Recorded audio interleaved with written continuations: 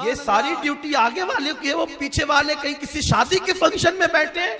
जिक्रे ताजदारे Karbala, जिक्रे ताजदारे Karbala.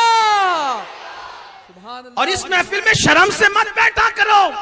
जब कहना हाथ उठाने के लिए तो सब उठाया करो, इसलिए कि जिनके हाथ अल्लाह अकबर, हमारे हाथों में परचम तो नहीं है, वो परचम हुसैन हमारे हाथ में नहीं है, इसलिए हम ये तसव्वुर करते हैं हाथ उठाए तो ये अलम हुसैन बन जाए। सुभान अल्लाह। नारे रिसालत, नारे हैदरी, जिक्रे ताजदारे करबला। सुभान अल्लाह। और सारा तो मामला हाथ का है, हमने तो उन्हीं के हाथ में हाथ दिया है। अरे जब हाथ उनके हाथ में दे दिए, हाथ उठा क्यों नहीं है? सुभान अल्लाह, सुभान अल्लाह, सुभान अल्लाह, सुभान अल्लाह। मौला अली से किसी ने कहा, अली कितना अच्छा हुआ कि अल्लाह ने ये हाथ में जॉइंट पैदा कर दिया, ये कलाई में, अगर ये जॉइंट नहीं होता तो कितनी तकलीफ होती। मौला ने कहा, हमारे लिए तो कोई तकलीफ न थी। बोले क्यों? मौला ने कहा, मेरे लिए कोई तकलीफ न थी, हमारे लिए कोई तकलीफ न थी, तकलीफ तो तुम्हारे लिए थी। कहा क्यों? कहा हजरत तकलीफ इसलिए थी कि ये जो जॉइंट पैदा किया ना, तो मुंह में लुकमा अपने मुंह में आता है, और नहीं पैदा करता तो ये हाथ कैसे घूमता। फरमाया तब तो और अच्छा होता, क्योंकि जब यहां नहीं आता तो हम यूं लोगों को खिलाते, खुद खाते हैं तो गलाजत बनती है, और किसी को खिलाते हैं तो जन्नत का मुजदा मिलता है। आका ने फरमाया कि जो किसी मोमिन को एक लुकमा खिलाए, अल्लाह उसके और जहन्नम के दरमियान जो है वो 70 साल का फासला पैदा कर देता है। इसलिए लोगों खिलाओ, जितनी हैसियत है खिलाओ, शरबत पिलाओ, औकात जितनी है उतनी, जितनी हैसियत है उतनी, इसलिए कि वहां औकात नहीं देखी जाती, वहां तो दिल देखे जाते हैं। अगर तुमने तकसीम किया, कबूल हो गया, इंशाअल्लाह बेड़ा पार होगा। बस मैं अपनी गुफ्तगू समेट रहा हूं। मौला हुसैन ने कहा, तू भूखा है तो मैं तुझे खाना खिला दूं, चल खिला दूं।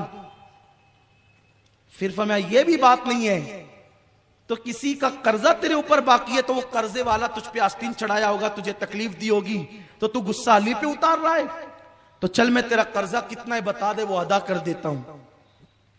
साथ वाले भी हैरान थे, या अल्लाह ये इतनी बड़ी बदबख्ती कर रहा है, और मौला हुसैन कितनी जो है वो शान के साथ बातें कर रहे हैं।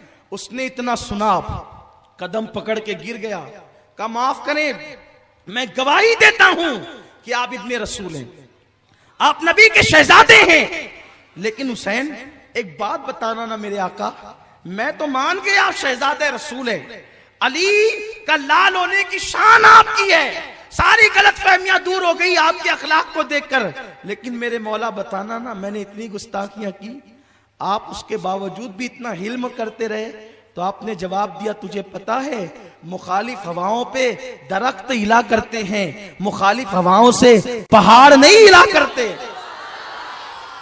हम वो पहाड़ हैं जो मुखालिफ हवाओं से नहीं हिलते। और एक बात आपसे कह दूं, दास्ताने करबला तो कल से शुरू होनी है। लोग ये जो कहते हैं कि करबला में इमाम हुसैन को नबी नहीं बचा सके, जिस अली को मुश्किल कुशा कहते वो नहीं बचा सके, फातिमा नहीं बचा सकी, वहां तो बचाने की बात ही ना थी, इसलिए कि उनको बचाना होता तो मौला हुसैन खुद बच गए होते, मगर वहां जान ना बचानी थी, बल्कि जान देकर वहां इस्लाम बचाना था। इसलिए जहां मजहब बचाना हो, इम्तिहान देना हो, वहां करामतें नहीं बताई जाती, बल्कि वहां इस्तिकामत बताई जाती है। और एक आखिरी बात अर्ज कर दूं, लोग कहते हैं हुसैन को कत्ल कैसे किया गया, बस इतना नुक्ता जहन में रखना, हुसैन ने अगर सर खुद सजदे में ना रख दिया होता तो क़यामत तक कोई तलवार ऐसी पैदा ना हुई थी जो हुसैन को कत्ल कर सके।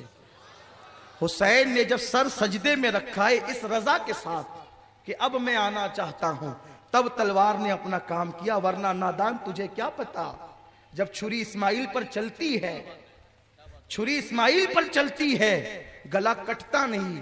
अरे जब इस्माइल पर चलने वाली छुरी इस्माइल का गला नहीं काटती और फिर उसे पत्थर पे मारा जाता है, पत्थर पे मारा जाता है, तो फिर वो पत्थर टूट जाता है, लेकिन गर्दन पे छुरी नहीं चलती, तो क्यों?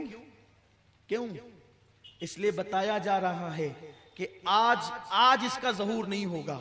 ये बहुत खास उन्वान है। इब्राहीम के ख्वाब की तकमील है करबला, इस्माइल के ज़बीहे की तकमील है करबला, आदम के इम्तिहान की तकमील है करबला, नूह के इम्तिहान की तकमील है करबला, यूसुफ के इम्तिहान की तकमील है करबला।